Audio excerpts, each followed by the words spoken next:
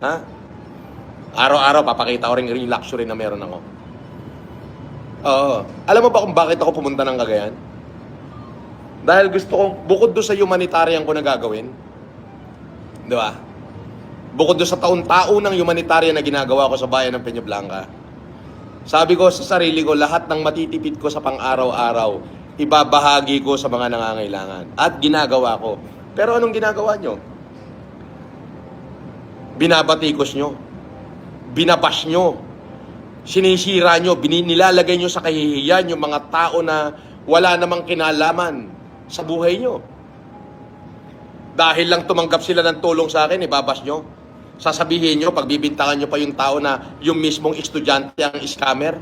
Tarantado kayo talaga. Di ba? Alam mo makagago, eto wala ka. Wala kang etiquette decorum. Alam mo ba kung ano yung etiquette decorum, makagago? Hindi mo alam. Alam ko hindi mo alam. At hindi rin alam ng asawa mo. Kung ano ibig sabihin ng etiquette decorum. Makinig ka, makagago, i-record mo. Oh. Etiquette decorum. Tuturuan na kita. Ito kasi pa-doctorate lang to eh. Oh. Etiquette decorum imply observance of the formal requirement governing a person's behavior in polite society and a sense of whatever is appropriate for a person of good breeding with high moral, manner, values, and good taste. Wala ka nun. Oo, wala ka nun.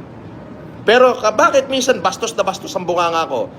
Because lagi mong tatandaan, sometimes, it take a monster to kill the devil.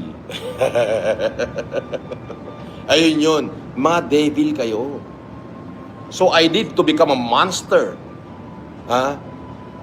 Para makasabay sa inyo. At hopefully, to destroy you. Diba?